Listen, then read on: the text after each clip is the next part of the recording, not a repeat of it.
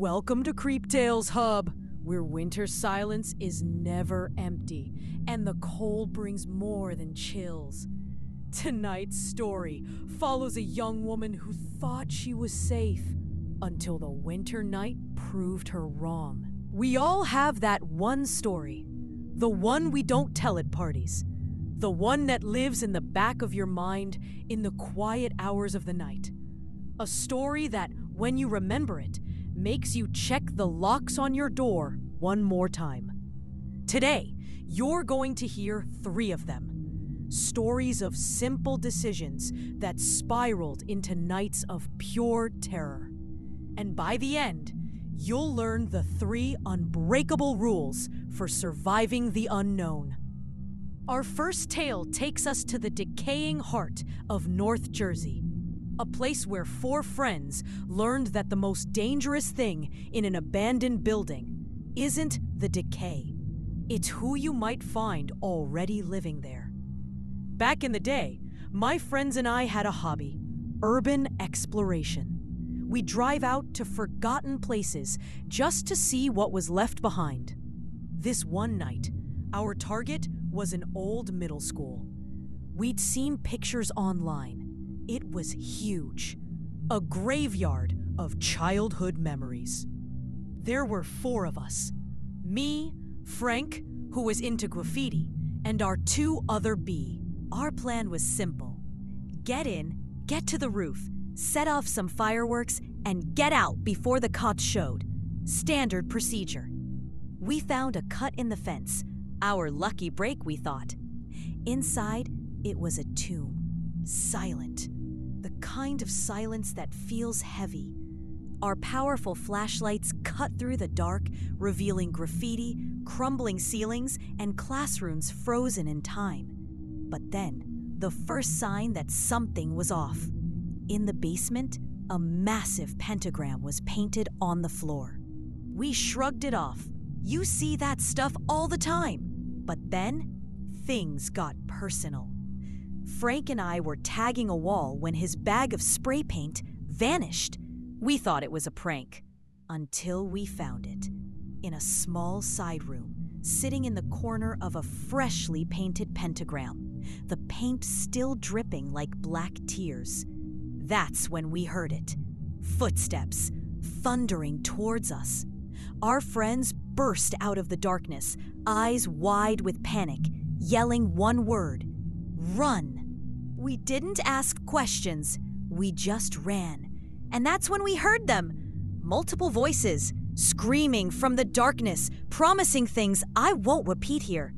They yelled that all the exits were covered. We were rats in a maze. Somehow, we found the door we came in and spilled out into the night, not stopping until we were miles away. Our friends told us what they'd seen before finding us. 3 figures in cloaks, hunched in a circle, playing some kind of game with glass marbles. They looked up, and the chase began. Rule number 1, you are never alone in the dark. Something is always watching. Our second story proves that terror doesn't just live in abandoned places. Sometimes it follows you home. After a long shift, all this guy wanted was his Chinese takeout. When the doorbell rang, he didn't think twice. But the man at the door wasn't holding any food. He had a story about checking the order in his car. A story that fell apart with one phone. The police were called. They logged it. Case closed. Or so he thought. Hours later, in the dead silence of his living room, he heard it.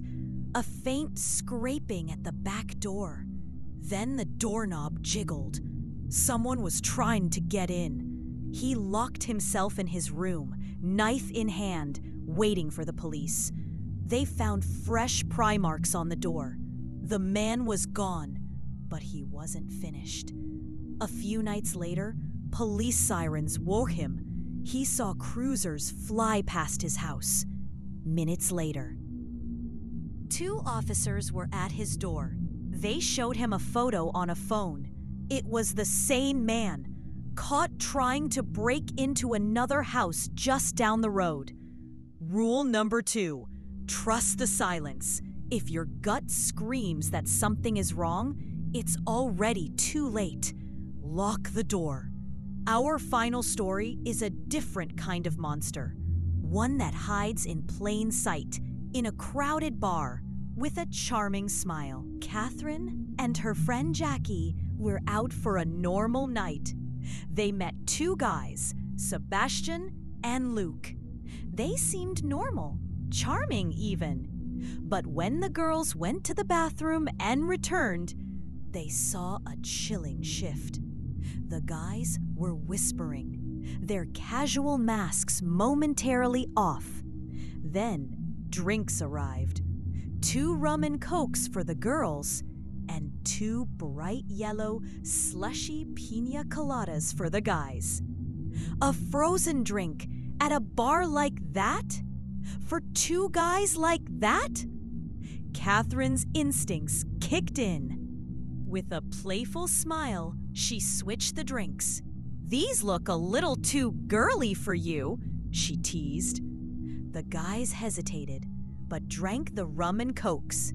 They all went back to Luke's apartment, and that's when the truth came out.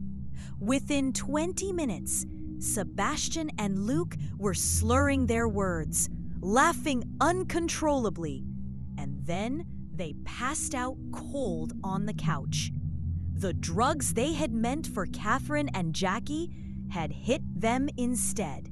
The girls got out, safe but forever scarred by a terrifying question.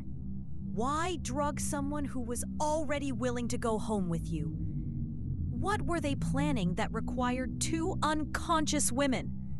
Rule number 3, your intuition is your weapon. Never, ever hand your safety over to a stranger, no matter how charming they seem. 3 stories, 3 rules broken. The world is full of shadows, and not all of them are empty. If you have a story of your own, a brush with the unknown, a strange encounter, or something that still haunts you, we want to hear it. Your tale could be the next voice in the dark on Creep Tales Hub. Send your stories to our submission email, linked in the description below. If you enjoyed this journey into the unsettling, do the one thing that keeps these tales alive. Subscribe, hit that bell icon, and share this video with someone who can handle the dark. Until next time, sleep well.